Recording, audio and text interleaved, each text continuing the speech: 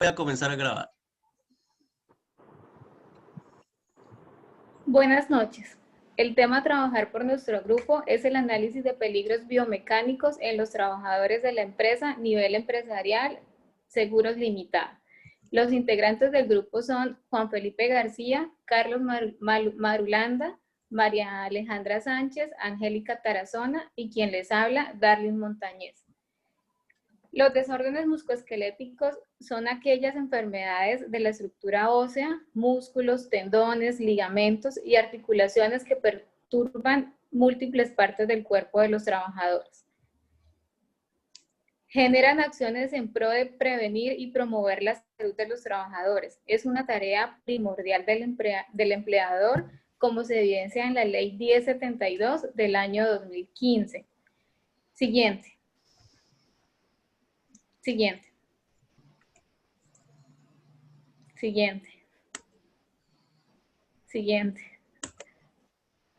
El objetivo general de nuestra investigación es analizar los peligros biomecánicos que afectan a los trabajadores de la empresa nivel empresarial Seguros Limitada, a fin de controlar los riesgos que afectan la seguridad y salud en el trabajo.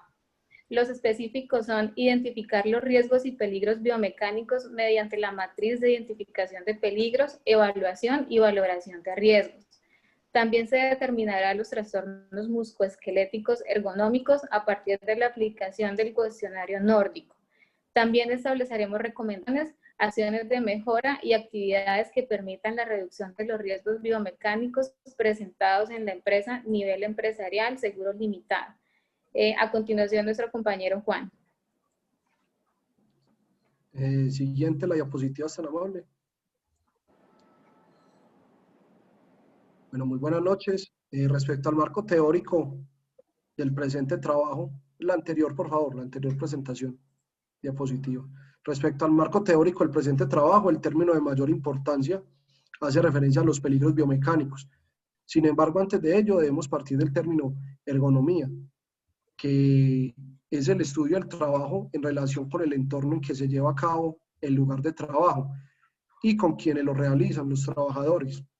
Ellos se clasifican en postura, movimientos repetitivos, esfuerzo, manipulación de cargas, y los ambientales, iluminación, espacio de trabajo, materiales, ventilación. Siguiente, por favor. Estos se nutren de la biomecánica, que es el estudio y la interacción de los trabajadores con sus herramientas, máquinas y materiales de trabajo, a fin de mejorar el rendimiento, minimizar lesiones musculoesqueléticas y brindar adaptación a las necesidades de los trabajadores. Según el tipo de labor que se desempeña, pueden verse afectados o comprometidas ciertas partes del cuerpo, como lo son músculos, tendones, nervios, estructuras de soporte, ubicados principalmente en las extremidades superiores, que comprenden hombros, codos y las muñecas, y la parte lumbar, cervical y lumbar. Siguiente. Ahora bien, el factor de riesgo biomecánico es la probabilidad de sufrir un accidente o enfermedad durante la realización de algún tipo de trabajo. Entre ellos, uno de los que encontramos en nivel empresarial seguros es la tenosivitis de Kerbein, en la cual encontramos de que tenemos una hinchazón de los tendones del pulgar provocadas por el movimiento repetitivo.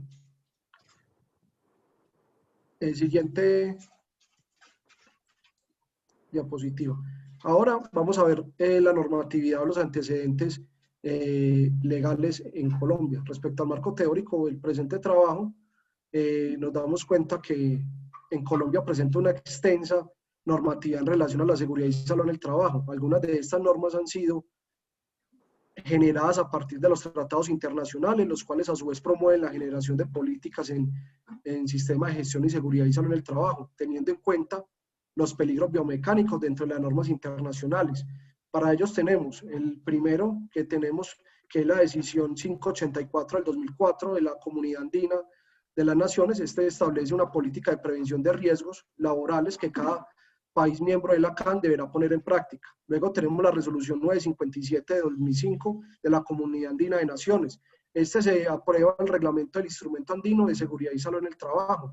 Luego, en la Ley 378 de 1997, se aprueba el Convenio 161 de la Organización Internacional del Trabajo sobre los servicios de salud en el trabajo. En la misma se indica que los servidores deben brindar asesoramiento en materia de ergonomía. En el decreto posterior de el 1295 de 1994 establece la organización del sistema de riesgos profesionales, que en Colombia brindó un objeto que es el establecer las actividades de promoción y prevención tendientes a mejorar las condiciones de trabajo y salud de la población. Luego tenemos el decreto único reglamentario del sector de trabajo 1072, en cuanto a la condición de trabajo y la implementación de políticas que permiten la formulación y adopción, creación de programas respeto por los derechos fundamentales y las garantías de los trabajadores a través de un sistema efectivo de vigilancia. Luego tenemos la resolución 2400 del 79. Esta establece algunas disposiciones sobre vivienda, higiene y seguridad de los establecimientos de trabajo. Y por último, la norma técnica colombiana, la NTC 5723 del 2009, en el cual se explican los límites recomendados para posturas de trabajo estáticas en las que no se ejerce ninguna fuerza externa, teniendo en cuenta los ángulos del cuerpo y los aspectos de tiempo. Le damos paso a la doctora Angélica para que continúe. Bueno, limitaciones y delimitaciones dentro del espacio físico de nuestra investigación. Tuvimos en cuenta la empresa a nivel empresarial Seguros Limitada, que está ubicada en la ciudad de Medellín y cuya actividad principal es la actividad de agentes y corredores de seguros. Siguiente. La metodología, entonces el tipo de estudio fue descriptivo de corte transversal, teniendo en cuenta que la aplicación del instrumento se dio en un único momento para poder medir entonces y cuantificar los objetivos que planteamos inicialmente. La población y la muestra, teniendo en cuenta que la totalidad de la población son 10 trabajadores dentro de la empresa a nivel empresarial, entonces tomamos como muestra la totalidad de los trabajadores. Siguiente. Dentro de las variables, entonces, habían dos tipos de variables que tuvimos en cuenta, unas que fueron las dependientes y otras las independientes. Dentro de las variables dependientes tuvimos todo lo que era la sintomatología, que la medimos a través del cuestionario nórdico, y la parte de las variables independientes que tuvimos en cuenta, entonces, las variables sociodemográficas y las tendientes a poder responder a la pregunta de la labor. Dentro de las independientes, entonces, sexo, edad, índice de masa corporal, estado civil, y dentro de las laborales, la antigüedad en la empresa, horario de trabajo, tipo de trabajo, puesto de trabajo. Siguiente. Las técnicas e instrumentos de recolección que tuvimos en cuenta dentro de nuestra investigación fueron dos. Una, la matriz de riesgos y peligros, teniendo en cuenta la guía GTC 45, y el cuestionario nórdico de Coriunca, que es un cuestionario que está debidamente estandarizado y validado, por lo cual disminuye entonces los sesgos. Siguiente. Dentro del procedimiento, entonces, tuvimos en cuenta primero la explicación sobre cuál era el objeto de nuestro estudio a los participantes de la investigación. Luego hicimos la firma del consentimiento informado. Se analizó inicialmente la información de la matriz de riesgos y peligros, teniendo en cuenta que el representante de la organización pues nos lo facilitó. Hicimos la aplicación en ese mismo momento del cuestionario nórdico, el análisis del cuestionario y de la matriz. Posteriormente hicimos la tabulación a través del formato de Excel, donde también obtuvimos las gráficas. De ahí tomamos entonces el análisis descriptivo de las variables que ya les había mencionado, para posteriormente entonces obtener unos resultados, unas conclusiones y unas recomendaciones. A continuación le doy paso al doctor Carlos Marulanda, que nos va a explicar los resultados. Muy buenas noches, gracias doctora. Bueno, la matriz de riesgos y peligros, tanto para esta área administrativa y operativa, primero se evaluaron los movimientos repetitivos de las manos, segundo la postura prolongada, sedente y forzada antigravitacional, tercero se tuvieron las condiciones de la tarea que recibe cada una de estas personas, la carga mental, el contenido de la tarea, las demandas emocionales, la definición de roles, la monotonía, etcétera.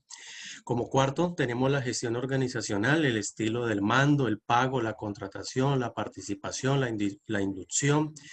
Ahora, ante esta pandemia del COVID-19, pues la exposición a nuevos riesgos biológicos del nuevo coronavirus SARS-CoV-2 para el virus del COVID-19, se miraron también las superficies irregulares, deslizantes o que no hubieran las condiciones adecuadas para orden y aseo, y también los peligros que podemos ver en la parte pública, robos, atracos y asaltos. Ya mirando como tal la sintomatología de lo que se presentó en el cuello, se ve que el 90% presentaron estos síntomas y un 10% no lo presentaron. De la sintomatología del dolor espalda baja en los últimos meses, 12 meses, el 70% lo presentó, el 30% no lo presentó. En la sintomatología de la espalda alta, en la región cervical y dorsal, encontramos que se presentó en el 70% de los empleados y el 30% no.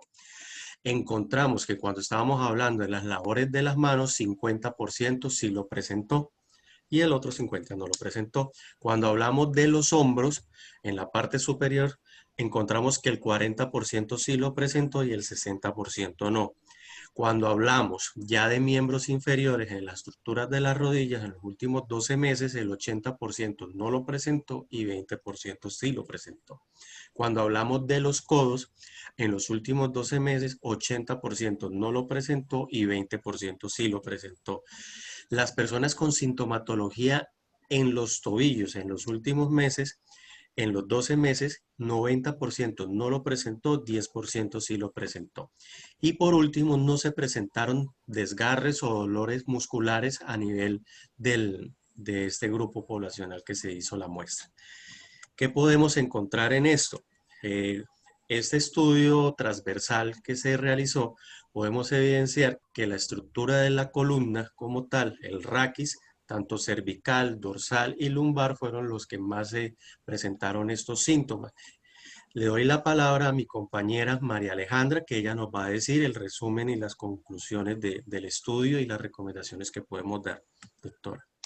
Listo. Buenas noches, muchas gracias, doctor. Bueno, como estaba diciendo el doctor, pues como llevamos a cabo esta investigación, analizamos los datos y se evidenció que hay una prevalencia notable en los síntomas asociados en la parte del cuello, espalda baja, muñecas y manos. También se puede determinar que todos estos trastornos no son de una sola causa o de una sola, digamos, de un solo factor de riesgo, sino que lo consideramos como multifactorial, ya que presenta factores físicos, biomecánicos, organizativos, psicosociales e individuales. La edad promedio en que nos arrojó este estudio, en que aparecen estos desórdenes, es aproximadamente entre los 29 años a los 39 años. ¿Listo? Por lo anterior, es sumamente importante implementar estrategias de control de riesgo y que nos permitan minimizar y reducir el impacto de estos factores biomecánicos en los trabajadores. También se quiere realizar o recomendar sistemas de vigilancias epidemiológicas osteomusculares. Siguiente, por favor. Como recomendaciones, pues primero que todo, como todos los estudios, quedan abiertos a posibilidades de más estudios. Se quiere tomar como una base para que futuros colegas, futuros estudiantes de esta especialización quieran aplicarlo a diferentes empresas con mayor profundidad, con un mayor número de trabajadores y demás. Se quiere realizar también o se quiere recomendar en fortalecer los sistemas de descanso como las pausas activas en todos los, digamos, en todos los sectores y áreas administrativas, operacionales, entre otras. Y se recomienda realizar exámenes médicos periódicos como los de ingreso periódico y egreso cada 6 meses para que cada uno, digamos, de los trabajadores presente o tenga claro sus condiciones de salud. Siguiente, por favor. Bueno, esta es la bibliografía que usamos. Siguiente. Como anexos queremos colocar el cuestionario nórdico que usamos. Por favor, siguiente. Siguiente. La matriz de identificación de peligros, evaluación y valoración de los riesgos que utilizamos en los trabajadores. Siguiente. Y el consentimiento informado, que cabe resaltar que todos los trabajadores lo firman. ¿Listo? Muchas gracias. Buenas noches.